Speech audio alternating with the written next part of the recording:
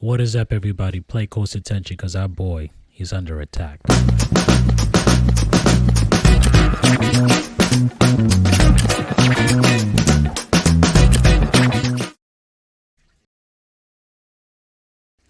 What is up? My name is Evaldo Barros. Welcome to Insight That Matters with yours truly, Evaldo Barros, one of the segments provided to you by the Politically Incorrect Podcast YouTube channel. Don't forget to like, share, and subscribe to our channel and this video and all that good stuff. Now, let's get right into it. Our boy Deshaun, he's under attack by the left-wing media right here in our local area, a media outlet called Fun 107. He posted something on his Facebook page not too long ago expressing what he felt about transgender children getting medical treatment. He posted a picture about it, and he pretty much said, you know what, this is not healthcare, this is sexualizing. Because they got no business at that age being told what gender they are if it doesn't fit the gender that their biology, the science of their biology tells them they are. So he's got a point there. But let's get right into the article and see what they're talking about here. Okay, so this is an article by Fun 107. All right, and titled here, UMass Dartmouth students protesting homophobic language by fellow student. Let me get right back to it. Sorry, I got out of there. Clicked that on accident, all right? Yes, right here. And the article goes on to say, nursing student at UMass Dartmouth spent their Friday afternoon planning a protest, upset about the university's lack of response to what they are calling homophobic and transphobic language. In other words, they think he hates people in the LGBT community simply for expressing his viewpoint on a matter. Caitlin Feeney is a junior nursing student at the school. She said that there is a student within the College of Nursing that is blatantly protesting and saying very homophobic, transphobic things on social media. Saying, but not doing, right, Caitlin? We just can't stand for this discrimination, Finney said. However, nothing has been done by the school to show that we do not stand for this. What discrimination? Saying something is not discrimination. Now, if he did something, now you got a point, but the man hasn't done anything. Come on, people. Ugh. We just can't, we already read that. We just can't stand for this discrimination. Gotcha. So right here is a woman, Miranda Dutra, who's a member of the university's LGBTQ community. Dutra said that the student has been saying upsetting things for a number of years. Okay. Not everybody's going to say something you like. I have put up with a student promoting hate toward the LGBT community for 3 years, and it's only gotten worse. We have reported the behavior, and nothing has been done, Dutra said. He's not promoting hate. What has he said to promote hate and cause people to want to do something to the LGBT community? How has he promoted hate? By simply critiquing, or not critiquing, maybe not critiquing is a bad word, but simply expressing an opinion about how he felt the healthcare industry was dealing with children who are transgenders. That's not expressing hatred. That's an opinion of something. He's not telling people to go do anything to them. He's not telling them I hate them, I can't stand them, they make me sick. He's not doing that. So they're really reaching with the verbiage and the language, but that's what they do when somebody doesn't agree with their positions or their ideologies. They automatically use this type of language and verbiage to cause hyperbole and say that, just because, just because he disagrees, he's a hater, he's racist, or he's this or that, when nothing of that has happened. But this is what they do. A petition to hold the student in college accountable has circulated the school and has received nearly 1,500 signatures as of Friday afternoon. So now they're petitioning to have him removed from this program.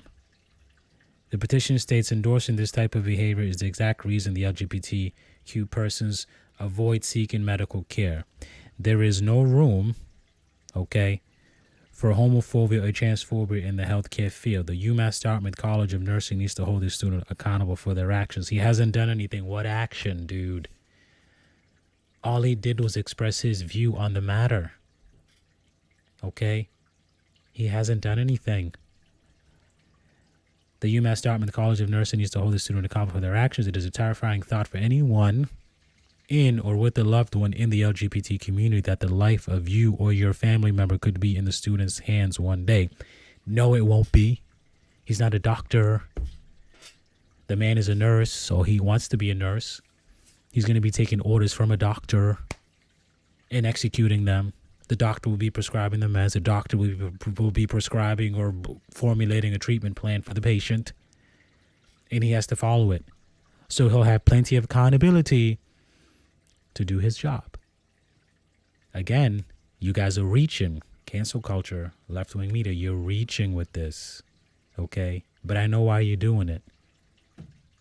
Because you don't just want people to... It's not enough for people to tolerate you. You want them to just think like you. And if they don't, they get canceled. That's the way y'all operate. So y'all are the intolerant ones. Excuse me very much. Excuse me.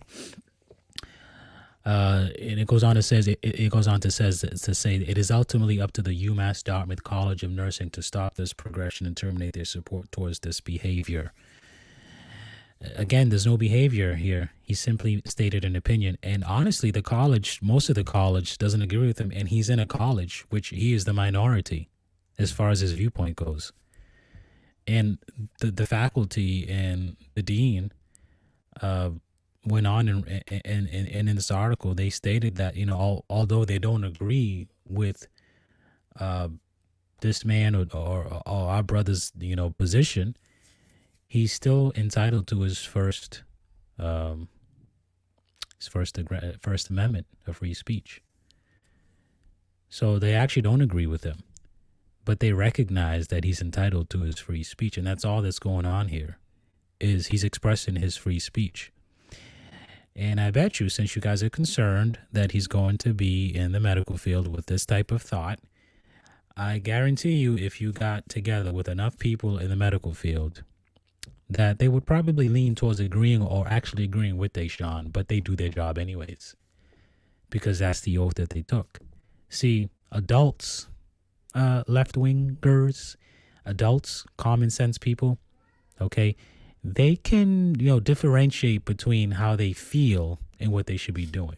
They can differentiate between their viewpoint on something and then, doing their job.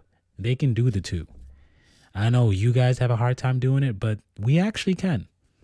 I don't have to agree with you, and I can still be around you. I can still talk to you. I can still work with you.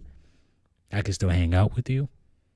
I can still love you and just tell you at the end of the day, I may not agree with your lifestyle. I may think it's wrong for whatever reason. In this reason, for Deshaun's reason, it would be religious reasons and values.